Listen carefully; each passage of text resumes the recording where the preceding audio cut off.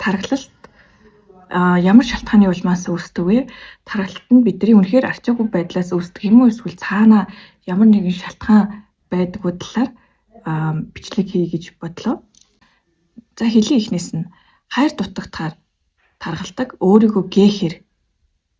За эрэгтэй хүмүүсийн хувьд манай Монгол ирчүүд нэлээд гүзээ 30-35-аас хойш нэлээд гүзээ суух хандлага харагдчихэйдэг. За энэ нь тэр хүмүүс одоо би нэг талаасаа өмөрөх гэдэл байна гэсэн үг л дээ.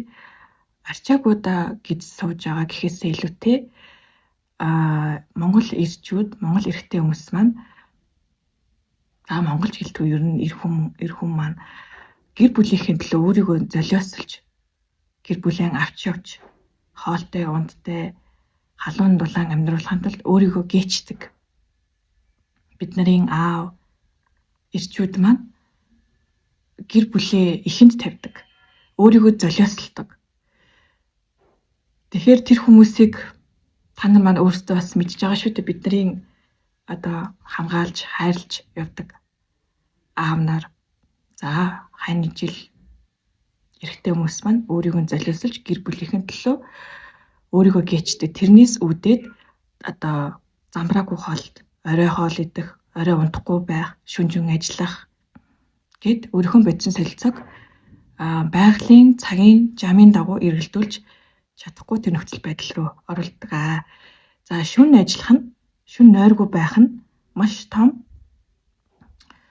одоо биеийн өөрчлөлтийг бол авчирдаг. Яг залуу 20 эдтэй хүмүүсийн хувьд бол шүн нойргүй байхад бол нэг мэдэгдэхгүй. Гэхдээ 30 гараад 40 дөхөхөд өмнө одоо нойргүй ажиллаж исэн, амьдарч исэн тэр амьдралын хэм маягууд эрэгтэйч бай, эмэгтэйч бай тархалтын гол хүчин зүйл болж идэг.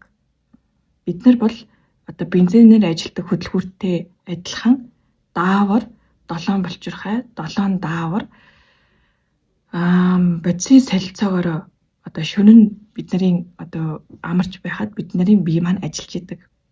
Өдрийнхөө эрч хүчийг одоо гаргах тэр эрч хүч энергийг үйлдвэрлэж идэг. Тэгэхээр шөнө унтахгүй байхаар ажиллаад амьдралын төлөө зүтгэж байгаа эрчүүд маань тархалт гэдэг зүйл хоолноос, хөдөлгөөнөөс үл хамаарч тэр стресс, сэтгэл зүйн докторгүй байдал. За сэтгэл зүй гэхээс илүү бас нойргүй, хоолгүй одоо тэр амьдралын хэм маягаас болж тархалт гэдэг зүйлүүд дийлэнх тохиолдолд үүсэж байгаа.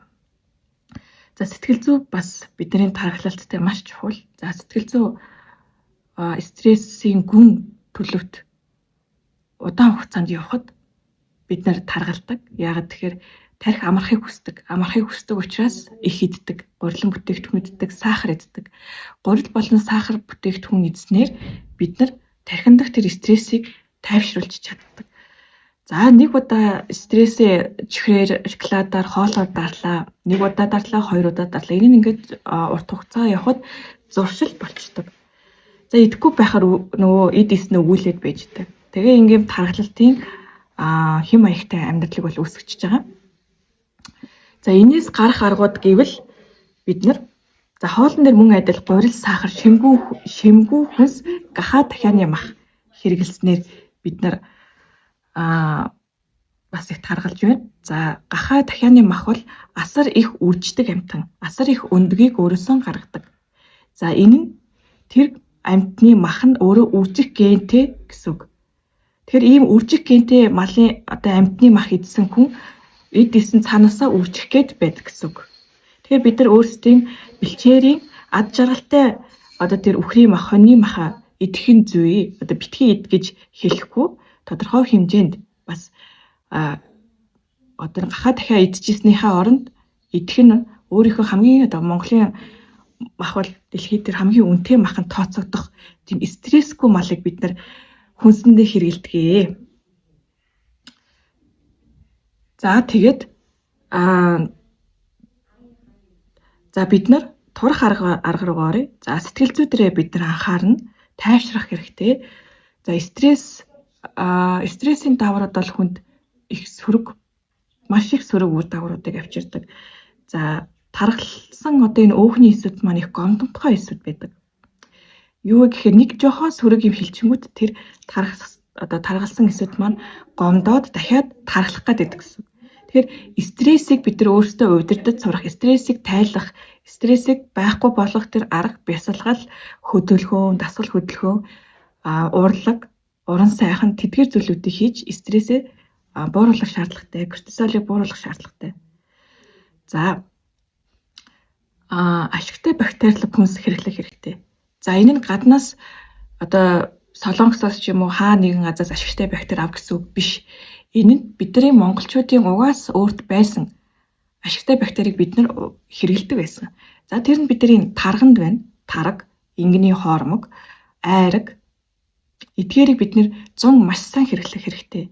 100 ер нь л тухайн улсын улирлд ямар жимс ногоо үр тариа цэцгэлж урагч вэ тэр улирлынхаа тэр байгалийн баялагийг хэрэглүүл маш тохиромжтой. За 100 бол бид нар сүүгээр их баялаг. За тэгвэл айраг, цагаа маш сайн хэрэглэнэ. За ингэж бид нар ашигтай бактерийг өөрийнхөө бүдүүн гэдэс энэ хотод гэдсэнд ашигтай бактерийг авч байх ёстой. Тэгжиж бид нар дархлаатай байна. За ашигтай бактери авсан бол ашигтай бактери маань амьд байгаа шүү дээ. За тэгвэл тэр амьд байгаа бичил биетүүдийг хооллох шаардлага үүсдэг. Бас их сонио ойлголт.